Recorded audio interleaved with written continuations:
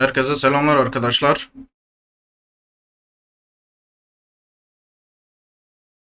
Evet, şimdi büyük bir savaşa gideceğiz.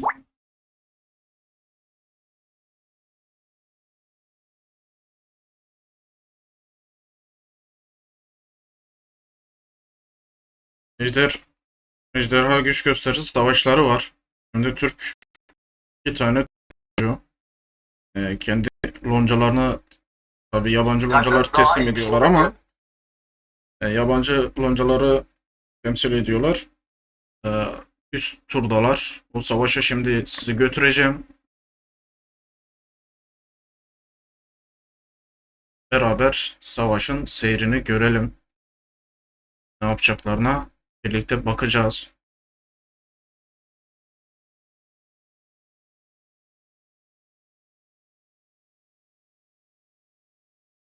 Evet, iki tarafında savaşa geldiğini görüyoruz. Bu şekilde 2'ye 2 portal almışlar.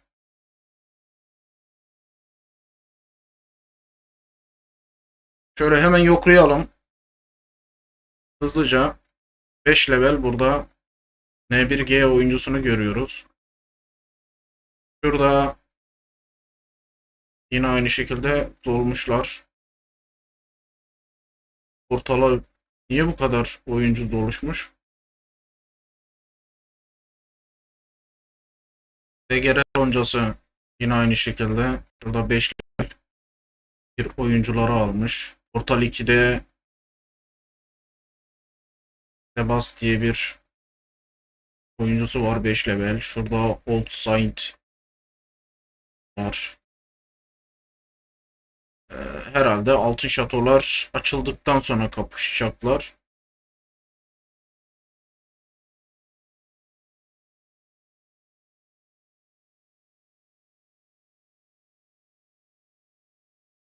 TGR loncasında Emrico diye bir Türk oyuncusu görüyoruz.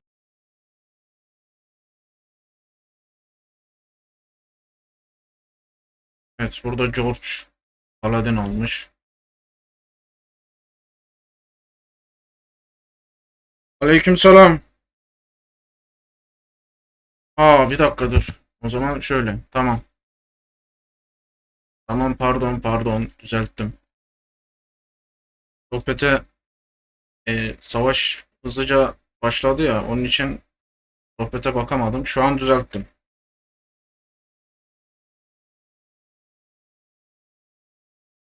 Aleykümselam, hoş geldiniz.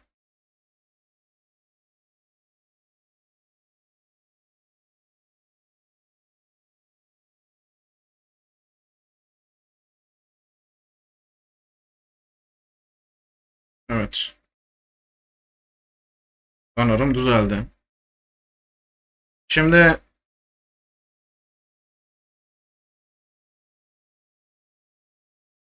arkadaşlar, burada iki tane Türk arkadaşımız var biliyorsunuz.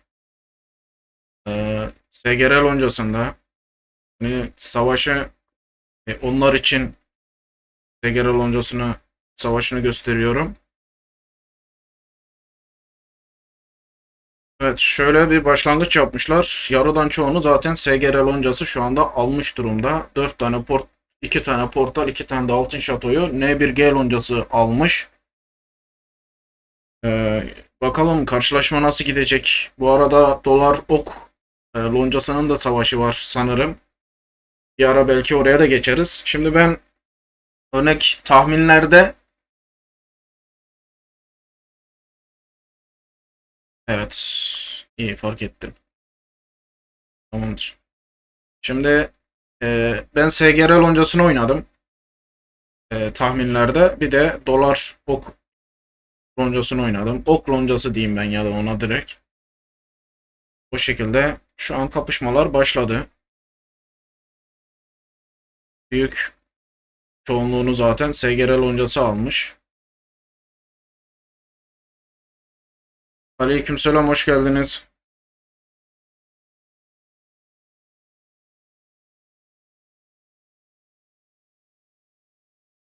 Sanki yine bir pasif bir pasiflik görüyorum iki tarafta da. Buğra demiş ki ben 2MG'ye oynadım. Ya dün şimdi akşam biz sözleştik, tamam, dedim ki hani canlı yayını açarım 2MG ile Dav Loncası'nın savaşına bakarız dedim. Bak arkadaş, sonrasında bir baktım 2MG ile Dav Loncası'nın savaşı gece 3'te. Ulan gece 3'e kim koymuş bu savaşı? Hayır, lonca da kalmadı zaten. Loncalar sayısı azaldı. Gece 3'e savaş koymuşlar.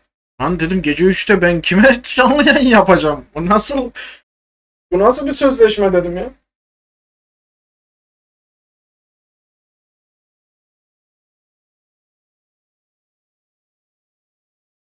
En iyisi dedim SGR'nin koncasını göstereyim. Hem de Türkler var. Onları da görmüş olalım. Ama şimdi bir başlangıç yaptık. Sanki bir hoşuma gitmedi. Çünkü kimse kimseyi Hisarlarda sıkıştırmıyor. Bu nasıl bir savaş? Acaba bunlar sözleşmişler mi? Baksana, N1G portalda buraya SGR oyuncusu gelmemiş.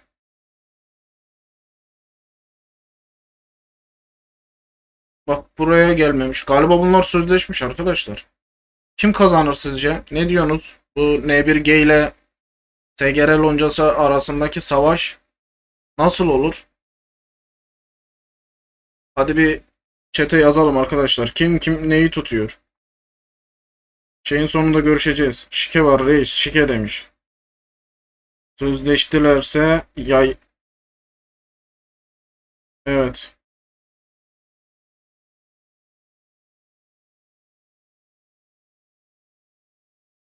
Her gün canlı yayın gelsin reis, güzel oluyor demiş. Big Boss. Evet. Ya işte gelebilir arkadaşlar, bakalım. Yani bu sizler burada olursanız büyük ihtimalle yapmaya Bunlar sözleşmişler mi ya? Bu nasıl bir savaş arkadaş? Bak, kimse kimsenin yerinde değil ha. Aleykümselam. Sağ olasın. Veysel, hoş geldin.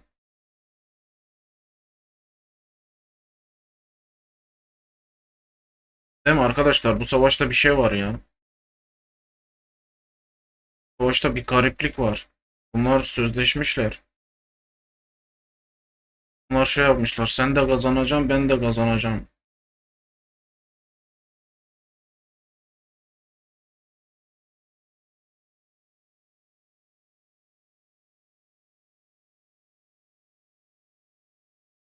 Bakıyorum. Yok, burada bir oynama yok arkadaşlar. Ben yanlış mı görüyorum? Bunlar niye savaşmıyorlar ya? Galiba SGR loncasına vermiş.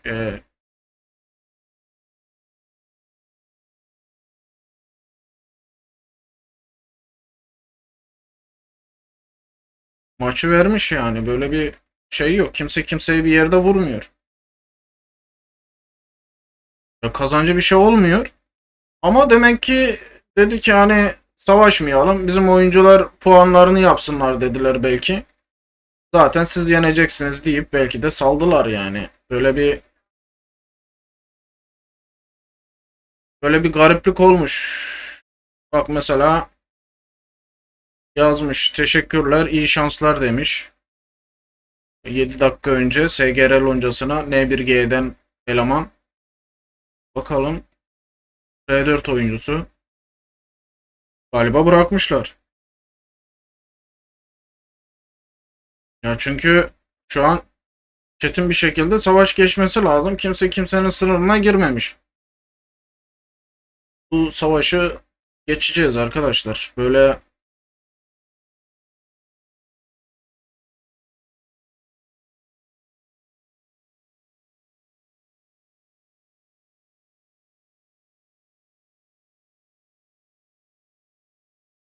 evet, şöyle, yok, burada savaş yok arkadaşlar. Bu loncalar savaşmayacaklar. O zaman biz savaş bulmamız lazım.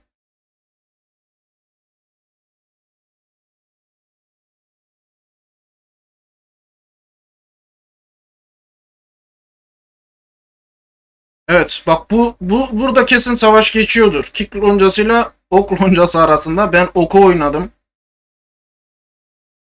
E ne olmuş burada ya? Adamlar savaşa gelme. Ulan tam savaş var dedik savaşta yok. Lan nasıl olmuş bu? Burada şey Wolf Basil falan yok mu ya bu loncada?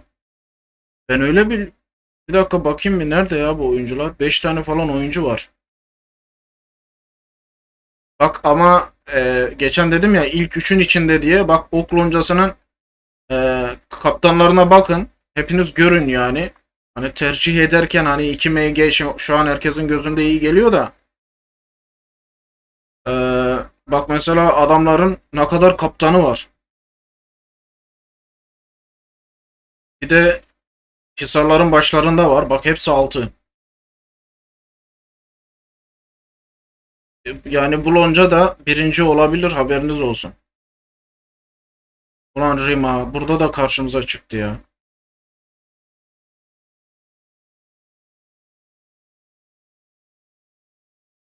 Şey bunların oyuncuları nerede ya? 5 kişi var. Birine tıklayıp hiç olmazsa şey yapayım.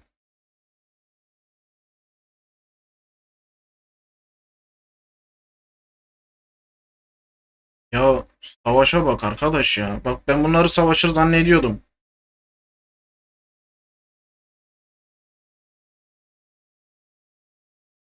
Bak şimdi.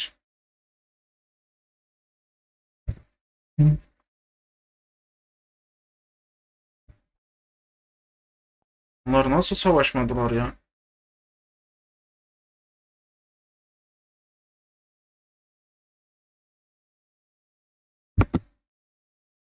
Ya tam yapacak zamanı buldu ya. Bir saniye arkadaşlar oyundan attı beni ya.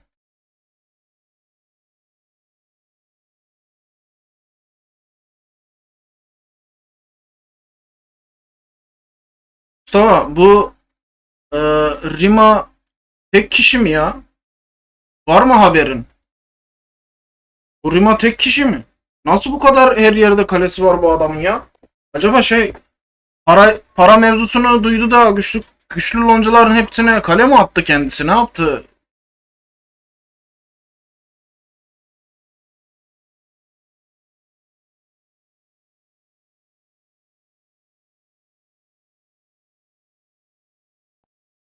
Evet.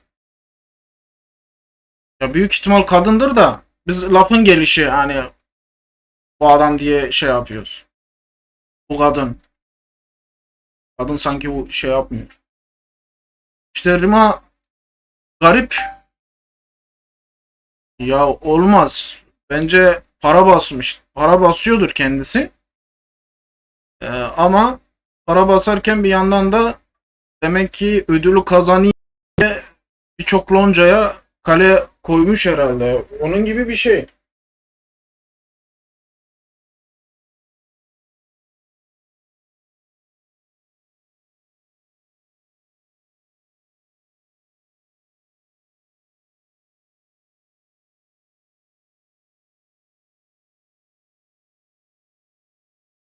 Evet.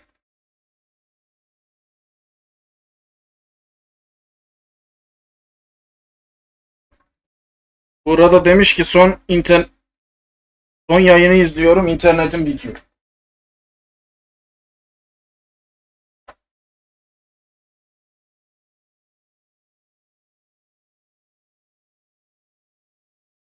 Buranın interneti bitiyormuş. Ben Buğra bu zamanda internetin bitiyor bitmiyor muhabbeti mi kaldı? Bizim kafamıza şey yerleşmiş ya herkesin evinde internet var herhalde. Bu saatten sonra yapıyoruz herhalde.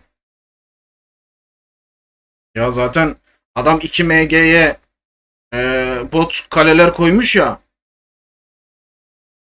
2 MG'yi botla oynatıyor. Hatta orada kalkıp da yarı yarıya adam var yani. 20'si kaptansa 20'si şey bot kale. Kendisi ayarlamış.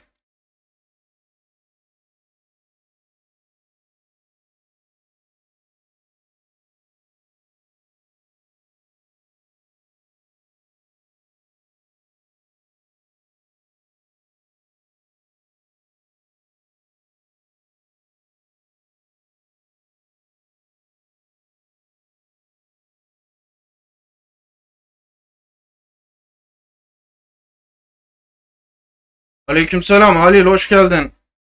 Lazer'in bana söylediğine göre 3 milyon dolar harcamış oyuna. Ya harcar. Adam dolar euro kazanıyorsa zaten ee, adam harcar yani. Evet, dur şimdi düzelteceğim. Şu an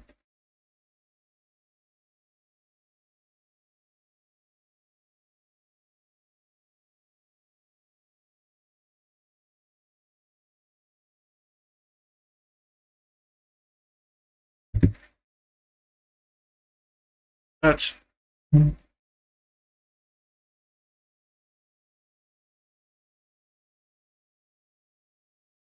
Halil, dün sözleştik ama 2 MG loncasının savaşı yok.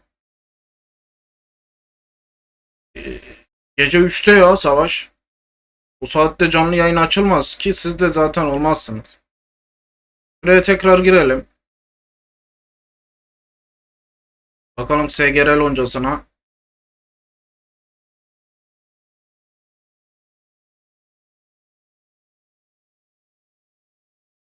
Evet, yarı yarıya. Buğra, ben Kaos Arenası'na. Ha, Kaos Arenası diyor.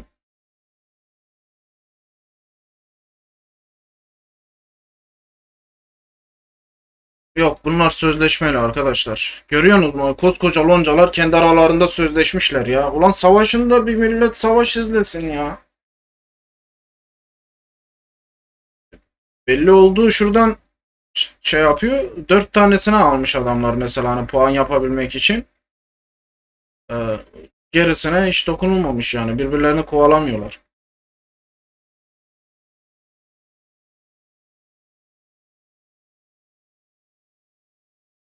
Aleykümselam Sink, hoş geldin. Yeni gelen arkadaşlar hoş geldiniz. Yayını beğenelim.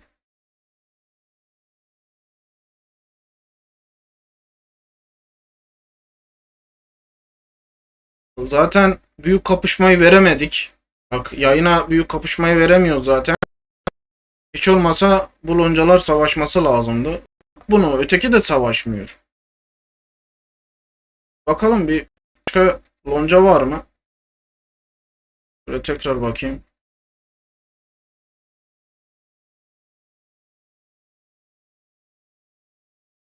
Yok, şu an Kaos'ta yokum. Ya iki lonca görünüyor ya.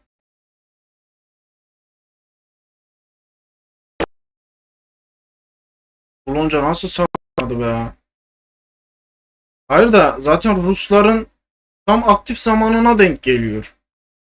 Ama şöyle bir şey, ben bile şu loncaya verdim yani. Bu lonca kazanır diye verdim. Ee, Bunlar da bilerek gelmemişler zaten yenileceğiz diye.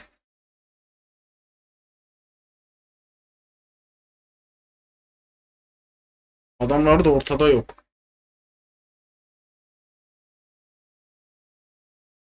Şey, e, bu kick loncası şey değil mi? Wolf Puzzle'in loncası falan değil mi?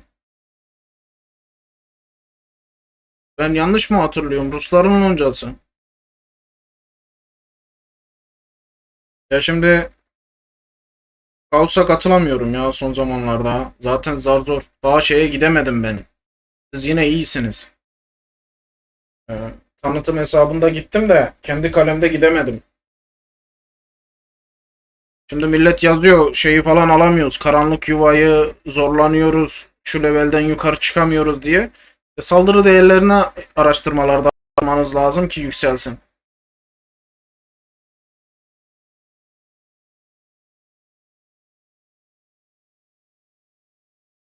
Adamlar şey yapmadılar ya. Adamlar savaşmadılar arkadaş. Bak, bire gidelim. Savaş saati gece 3'te. Al işin içinden çık. Tam bu saate koymaları lazım. Evet, anlaşmışlar ya. O SGR loncasının savaşında da ben öyle beklemezdim. Bak mesela burada TC'nin savaşı bitmiş. Bak adamlar mesela savaşmışlar. Yarı yarıya fark var yani. Ama ötekilerde savaş dönmedi ya. Böyle 3'e gidelim. Evet. Tekrar döneriz oraya. 4'e gidelim. Evet. Kick loncasının işte ok loncasıyla savaşı.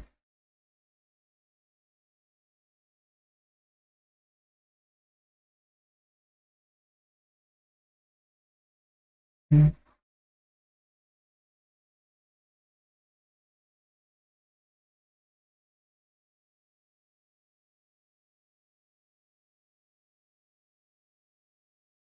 Böyle 5'e bakalım. Ha burada bir tane savaş var. Dur. Hadi bakalım. Bunlar bari diyecektim de sen olsan bari. Al. Ya arkadaş bu nasıl iş? Bu adamlar nasıl yükselmişler buraya kadar ya? Bak bir sonraki aşamada tıkanıp kalıyorlar. İlginç ya. Bak Ru loncasına adamlar mücadele edemiyor. 30 kişi de orada ha. Adamlar full gelmişler.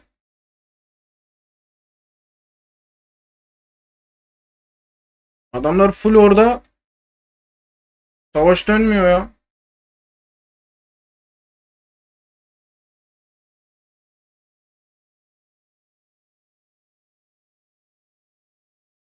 Bunlarda da bayağı kaptan varmış ya. Şuna bak. 6-6-6.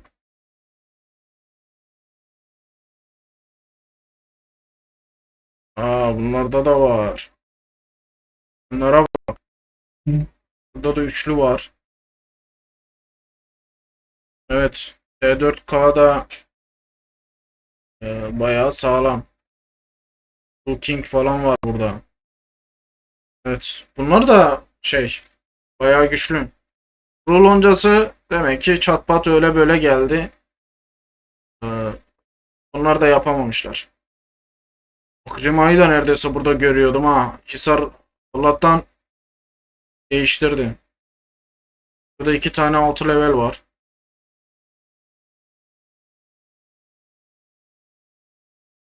Şuraya bak. 4 tane de burada.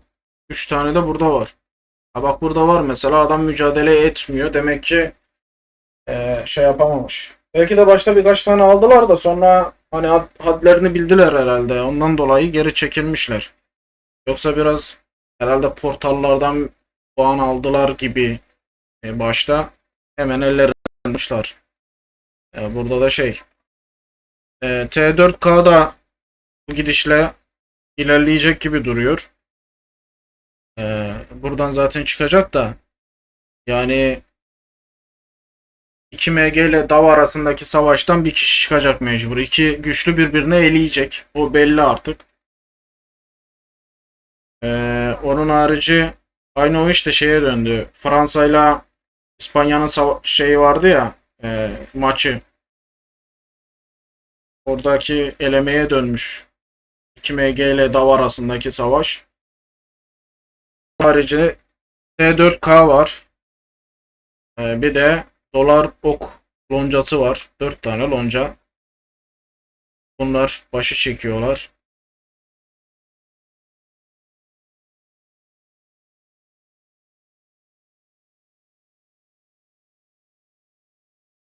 Bu arada gönderi olarak paylaştım yarının şeylerini. Yarın etkinliklerini paylaştım arkadaşlar gönderi olarak. E, Bir sonrakinde görevler de aynı şekilde geliyor. Bilginiz olsun.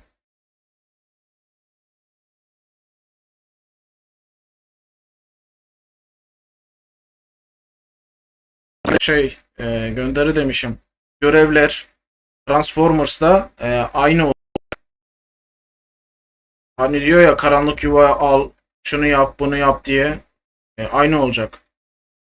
Evet, VR loncası savaşı almış. VR loncasının savaşı bitmiş.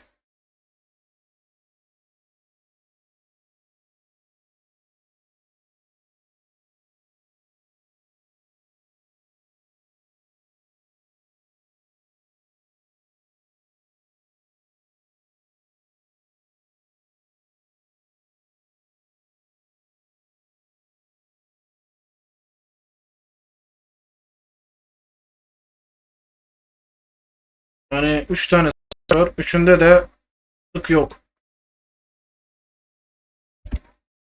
Üçünde de tık yok. Boşuna bir de kapak fotoğrafı yapmakla uğraştım. Çetin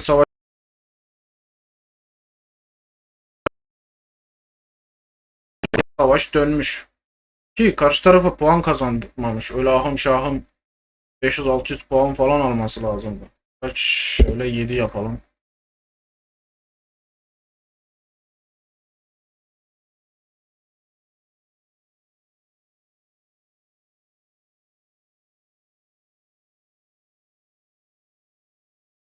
Bak mesela VR loncasıyla KDM arasında savaşı görüyorsunuz. Adamlar yine mücadele etmişler. Sadece bu üç var.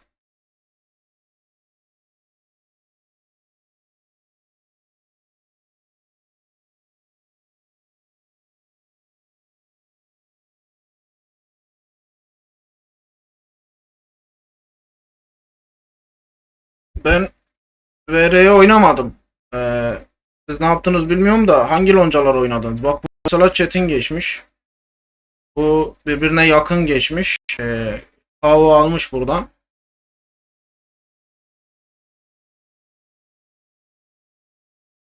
Böyle ikiye gidelim.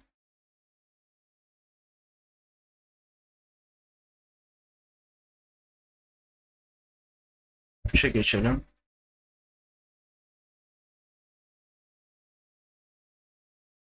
Evet, savaş yok arkadaşlar. 3 savaş var. Bu saatte 3 tane. Üçü de boş geçiyor. Üçünde de savaş yok. Birinde zaten anlaşmışlar. Şurada bu savaşta anlaşma yapmışlar. Birbirlerinin yerlerini ellemiyorlar. Büyük çoğunluğunu SGR loncası almış. Adem, aleykümselam, hoş geldin. Krallık emsali görevleri herkese aynı mı geliyor? Herkese aynı geliyor. Ama ödülleri farklılaşıyor olabilir. Düşük levelli oyuncular için falan daha az. Belki hediye falan gelebiliyor etkinliklerde.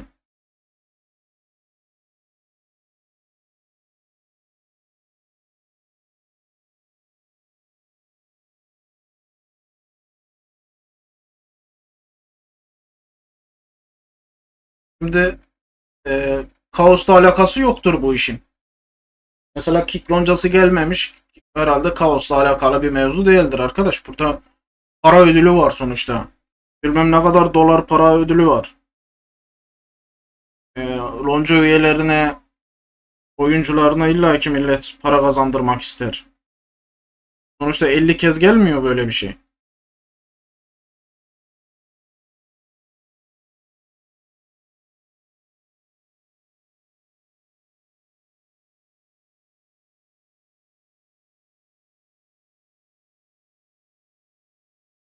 Şimdi SGR loncasının acaba hisarları yetecek kaptanı var mı? SGR belki büyük olasılıkla birinciliği, yani ilk üçü görür mü diye düşünüyorum da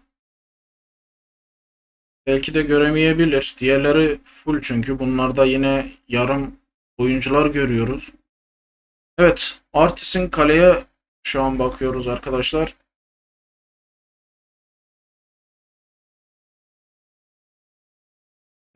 Artis almış lider görünümünü. Bu şekilde siz de görün. Bumblebee'nin lider görünümünü almış. Nasıl, güzel görünüyor mu?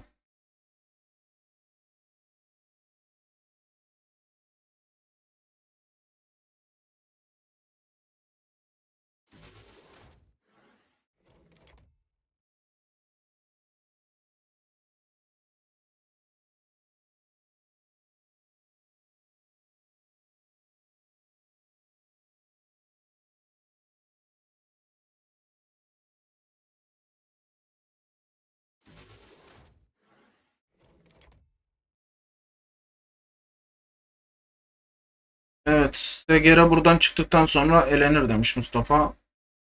Evet, güzel kaleleri var. Bak Artis'in de kalesi güzel. Ömer'in de kalesi güzel. Ki destekliyoruz. Keşke birinci olabilseler. Ama hani ikisinin kalesi güzel ama diğerlerde illaki diğer hisarlara yetişemeyebilirler. Bir de savaş tecrübesi şimdi işin içine girecek. Burada Ömer'e bakalım. Ömer'in de kalesi full diyebiliriz. Ekipman olarak full. Belki birkaç eksiği hepsinin olabiliyor arkadaşlar. Yenilikler sürekli yenilenerek geliyor. 4K e, da bayağı iyi demiş. Evet, şimdi gördük. T4K'da bayağı iyi.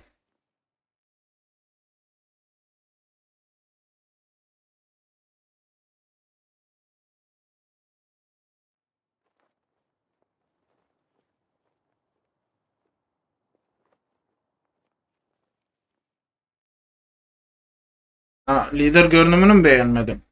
Ya bunlardan iyi değil mi lider görünümü? Şu lider görünümlerinden bence sanki Bumblebee'ninki daha iyi gibi gördüm yani. Evet, Ömer eskiden TR loncasındaydı, doğru.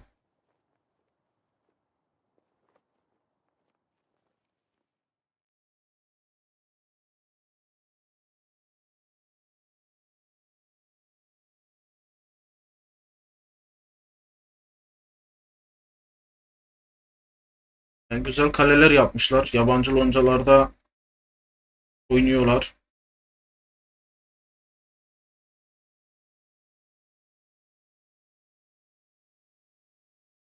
Halil, anlamadım nasıl? 11 sınır yolunda leva.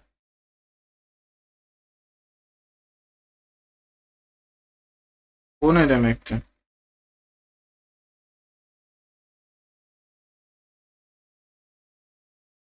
Mesela bizim Türk loncaları ilerleyemedi. E, Çünkü arkadaşlar Türk loncalarında böyle bir doğru düzgün bir birleşme maalesef olamıyor. Güzel kaleleri olanlar da çoğunlukla yabancı loncaları tercih ediyorlar. Yani bu şekilde savaşlar sürüyor. Ee, Halil demiş ki çizimi biraz çocuksu buluyorum çizimini. Bumblebee'nin lider görünümü için demiş.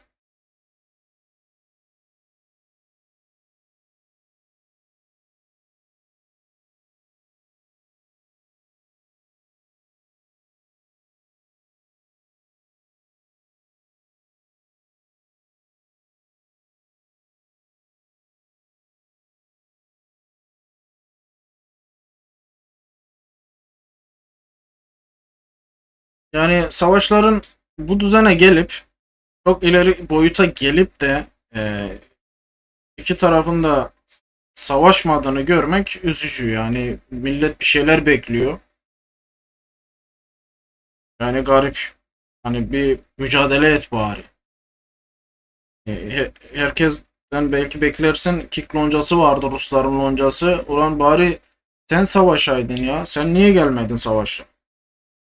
Onlar da gelmemiş.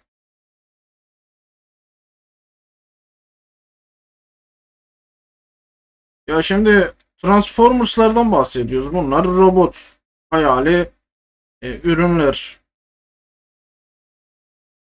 Normal yani. Çizgi film karakterleri gibi bir şey.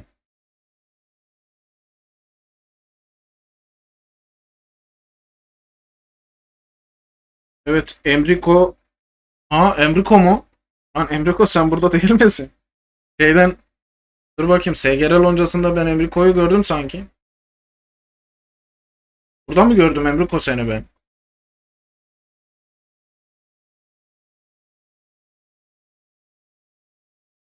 Ha, Emrico neredeydin sen? Hangi sardasın? Tek tek bize baktırma.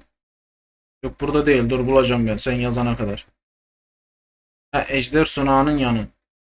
Daha yeni zaten senden bahsettim ben girişte. İyi, sana da iyi denk geldik. Ee, Emrico, niye bunlar savaşmıyorlar? Sizde anlaşma yaptılar herhalde. Doğru mudur?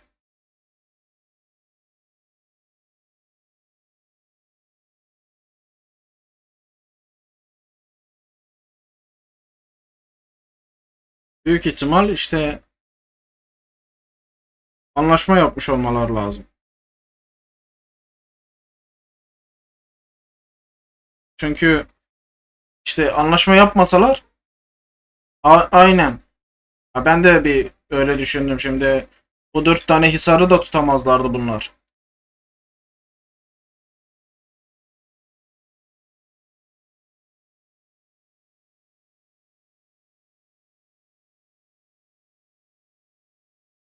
Şunları savaşsaydılar evet büyük ihtimal belki alamazlardı. Ama mücadele ederlerdi yani. Yine kaptanları var bunların. Bir yerleri kovalayabilirlerdi. Zorlansalar da. Şey, Emriko sizin tüm hisarlara koyabilecek kaptanlarınız var mı?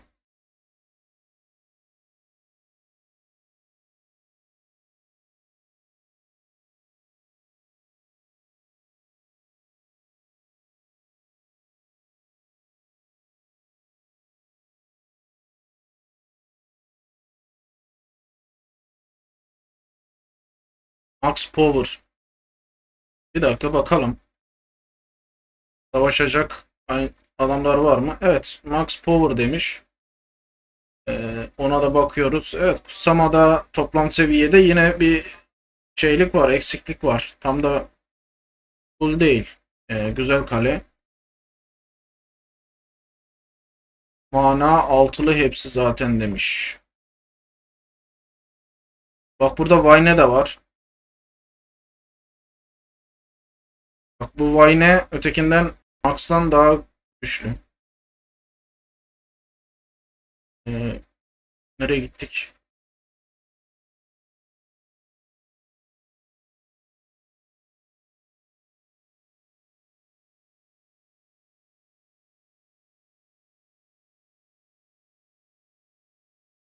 Seviyesi yüksekti. Ama evet. Ama onlarla kapışamazdı büyük ihtimalle. Rahatsız ederdi kaptanları. Ama diğerlerine göre tabii ki kutsaması falan eksik. Buna da Adin aldırmışlar da bu adam paladin olamaz ya.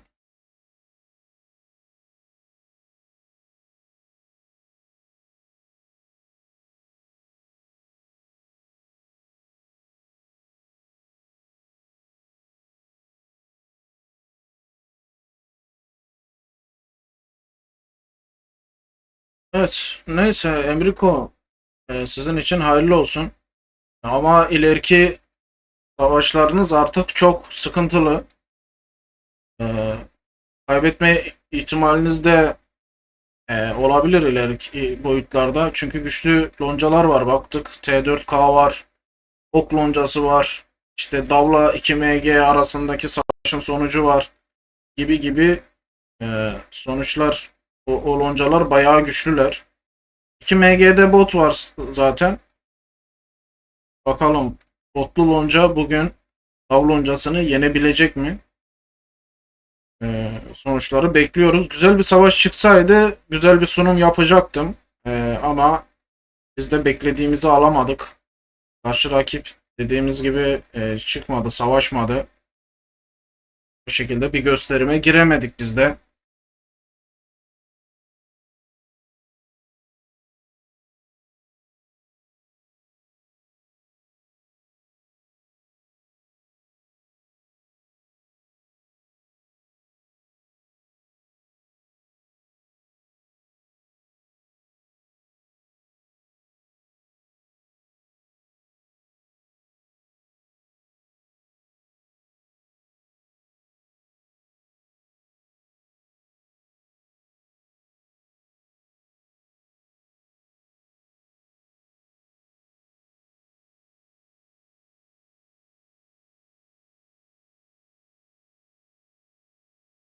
O zaman biraz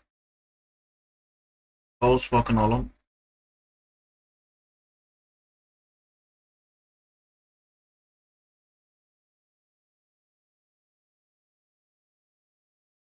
Burada çok kalabalık ya. Neredeymiş? Üçte miymiş?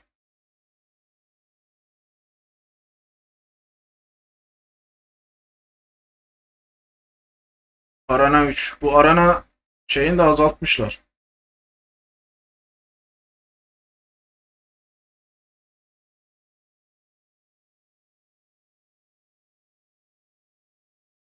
%169. 895.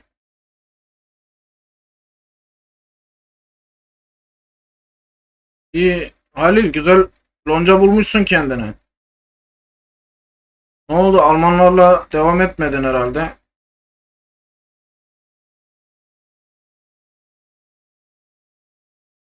Evet, şurada biraz eksik var kaptanın.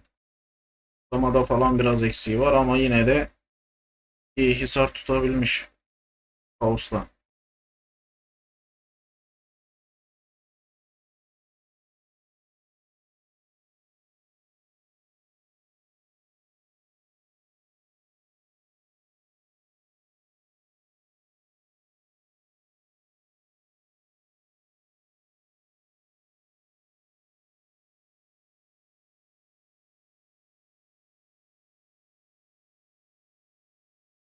Adamlar burada kuva çağırıyorlar ya. Faust'ta adamlar yuvayı orada yapıyorlar. Evet. Yani söylüyorum, bazı loncalar var mesela, başlar başlamaz herkes kendisini oraya atıyor. Orada keyfine yanıyor, yakıyor falan filan gibi iş geçiyordu.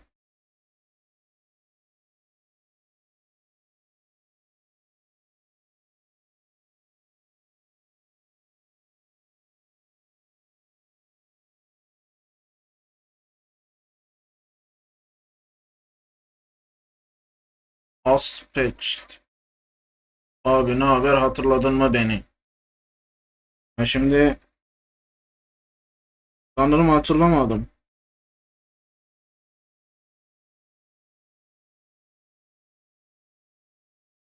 Nereden nereden hatırlaşıyoruz? Ben buradayım da sen nereden yani?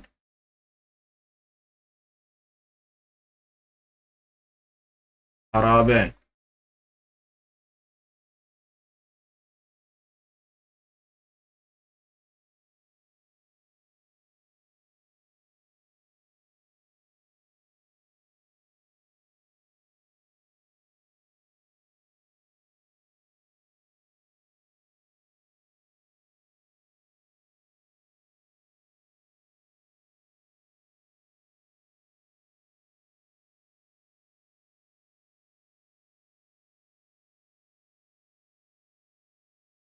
Hmm, 6-8 ay önce dokuzuncu krallığa göç etmiştik 501'den. Hmm. Şu şey olayına mı denk geldin sen ya? Sanki daha fazla oldu. Dokuzuncu krallık mı?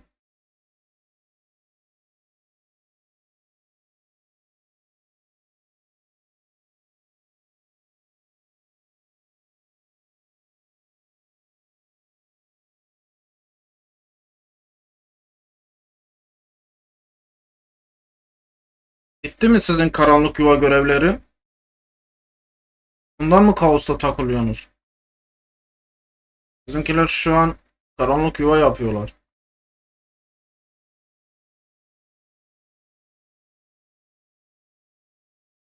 Ha, ne demiş?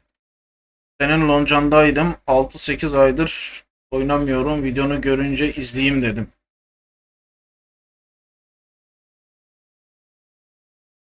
Evet. Niye bıraktın? Ne oldu ki? Aa, kick loncası. Ah, arasam daha yeni bize attı. Şimdi bakalım mesela kaptanlarına niye savaşa gitmemişler acaba? Bak. Tamam, bu kaptan mesela savaşamazdı. Ha, Enes hatırlarsın demiş. Evet, Enes diye gelenler oldu.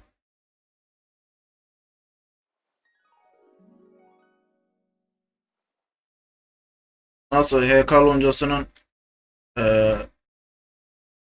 krallığı niye çok istiyor ki? Sakin yerde mi oynuyorlar?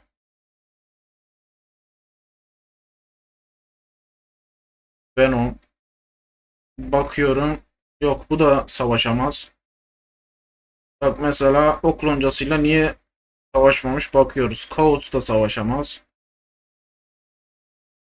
Kaos'a baktık. Duvanok'a bakalım. Bu da savaşamaz. Ama adamlar para yatırmışlar yani. Hangisine dokunsak adam para yatırmış. Bak bu da savaşamaz. Hani diğer loncayla bu şekilde oyuncular kapışamaz arkadaşlar. Buna baktık.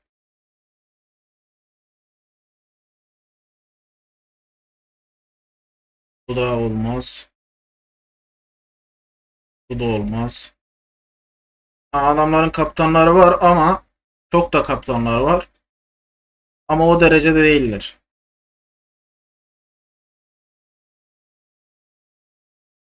Bu lonca KVK savaşlarında da bayağı iyi şey yapıyor arkadaşlar. Derece yapıyorlar.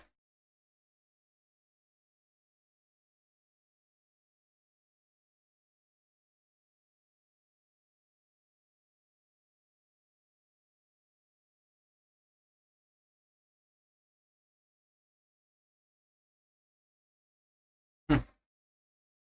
Ha, hesabın çalınmıştı. Hmm. Hangi oyuna yöneldin? Ne oynuyorsun? Enes. Aa, Gun Smash. Evet bak mesela bunun kalesi güzel.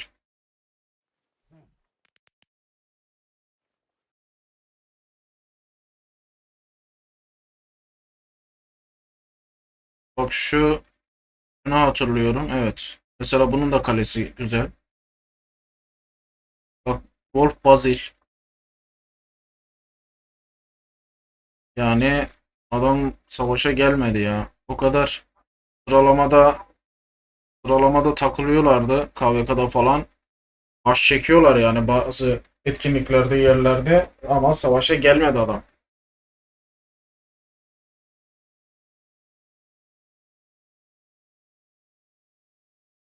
48 göç parşömeni mi istiyordu? Evet, Kun Smash iyi kale. Evet, güzel kalesi var. Bununla oynadım. İmparator setleri alıyordu. Ne demiş? Ha, Crash Royale oynuyor. Dünya sıralamasındayım demiş.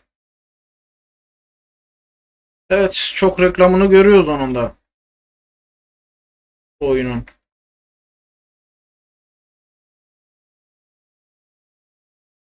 Arkadaşlar, hazır böyle bir muhabbete gelmişken sizlerin Lords Mobile harici oynadığınız oyun var mı? Mesela Enes demiş ki Crash Royale oynuyorum. Sizlerin var mı ekstra e, oyun oynadığınız oyun?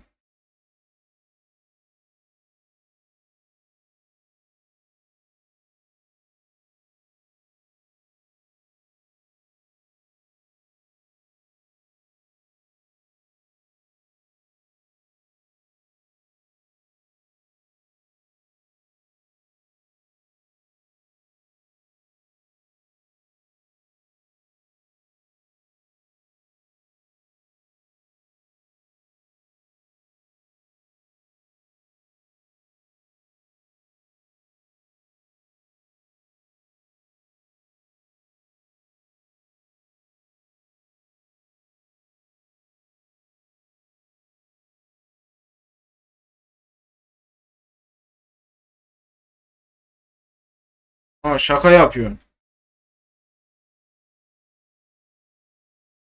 Sync de aynı oyun oynuyormuş. Clash Royale. Halil yok demiş.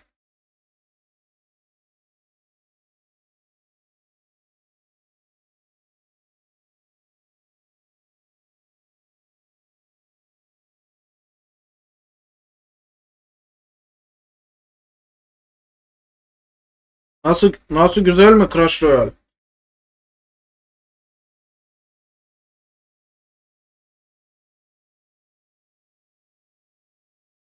Evet, Lords Mobile artık garip bir dünya. Her düzeyde illaki oynayıp bırakanlar olmuştur. Ne demiş? Ben hep hikaye tabanlı oyunlar oynardım. Lords Mobile ilk ve son online oynayacağım oyun demiş. Boss.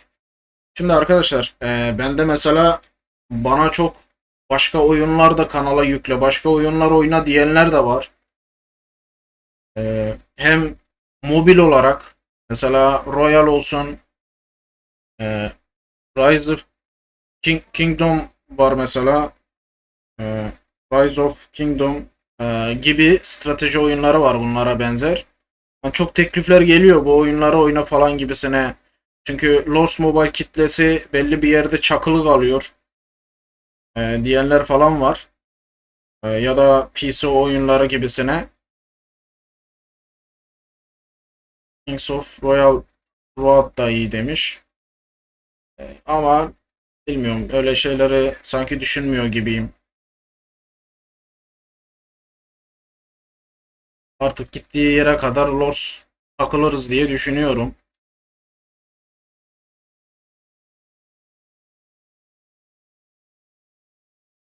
Halil yok diyorsun. Bir de diyorsun ki şimdi farklı oyunlar oynuyorum ama arada sonra bırakıyorsun diyorsun. Sonuçta oynuyorsun bakıyorsun yani.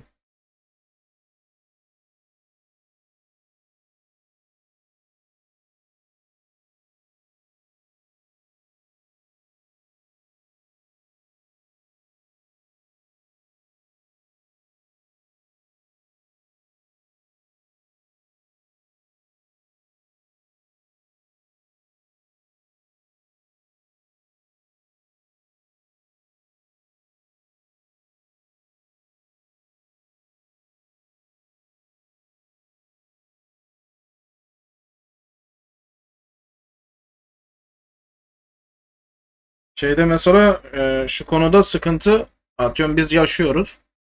Ne diyecekseniz mesela diyelim ki Lords Mobile oynuyorum. Hani kanalda falan gösteriyorum ya. Mesela Lords Mobile'de diyelim ki kitle de buna doğru. Ama Lords Mobile adam oynarken izliyorsa, bakıyorsa da oyunu bıraktığında adam bizden de kopabiliyor yani. Bir böyle genele hitap etmiyoruz. PC oyunu olsa mesela diyor hikaye tabanlı oyunlar diye onlar falan genele hitap ediyor. Yani kişiyle alakalı. Farklı oyunlar giriyor mesela hikaye tabanlı oyunlarda. Bu şekilde o genel hitap. Ama şimdi mesela adam Lords Mobile oynuyor. Bıraktığında bir bakıyorum ki adamı biz de sanki kaybetmiş gibi oluyoruz.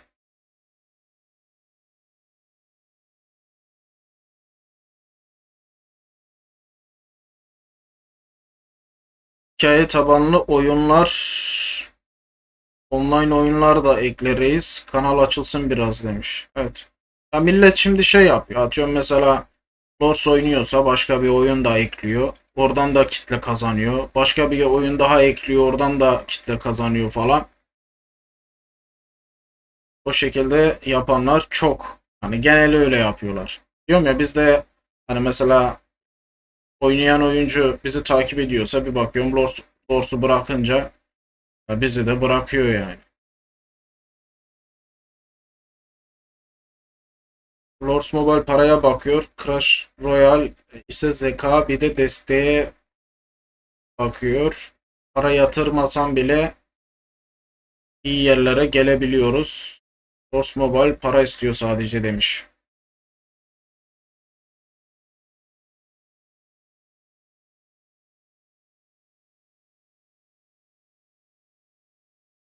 Evet, Sync de bu bahsettiği oyunda neredeyse para yatırmadan neredeyse hesabı fullledim diyor. Yani arkadaşlar böyle illaki strateji buna bakıyorlarsa strateji anlamına diğer oyunlara da bakmanız normal. E, Mesela LoL var ayrıyeten. Milletin çok oynadığı. Mobile Legends var. Aynı şekilde. Var mı Mobile Legends falan oynayanınız?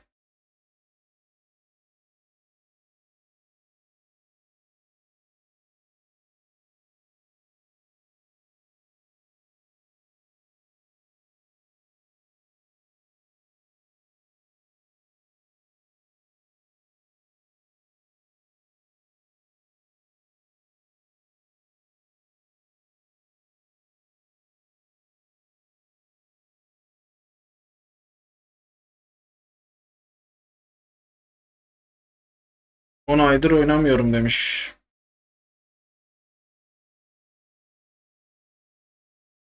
Evet, illaki bakmışsınızdır yani öyle tür oyunlara falan da.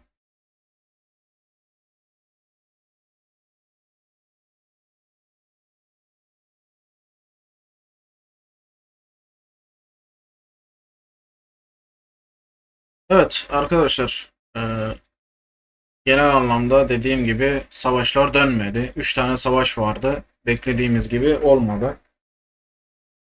Tegerel Loncası'nı tebrik ediyorum. Şimdi tabii adamlarla anlaşmışlar ama belli yani adamlar görüyor ki onların güçlerini, ondan dolayı yanaşmamışlar yani. Dışarıdan korkutucu güç olmak da işte böyle bir şey.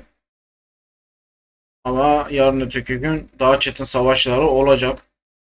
Son savaşlar illaki savaşılacaktır diye düşünüyorum. Bugün 3 tane loncadan bir savaş göremedik.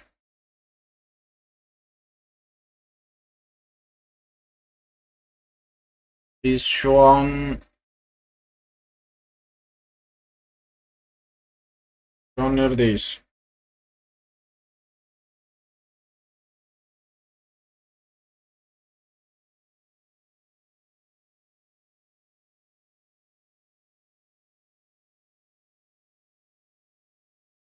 Biz şu an 953. krallıktayız. Evet. Pinkman'den iyi biliyor. Adam benden İşte o kadar çok dolanıyoruz ki gel de bak hangi krallıkta olduğumuza. Evet arkadaşlar, ben yavaştan kaçıyorum.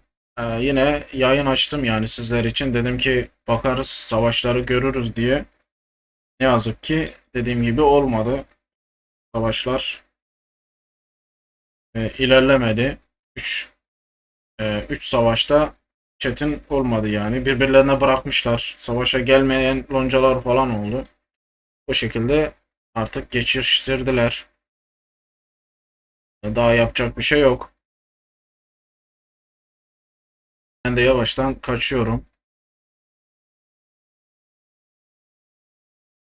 Zaten kaos zamanı, kaosta falansınızdır büyük ihtimalle. Millet bir de biz saat atıyorum 9'da açtık. 9'da arena savaşına giren Türk loncaları var. Türkler de var. Atıyorum mesela birkaç şey takipçimizi falan da görmüyoruz zaten sohbette. Büyük olasılıkla oradan şeye girdiler. Arena savaşlarına falan filan girdiler. Kaos falan da var. Rahat rahat takılın. Yayını bitireceğim. O şekilde artık sonraki videolarda görüşürüz. Ben yavaştan kaçar. Kendinize iyi bakın. Sağlıcakla kalın. Görüşmek üzere.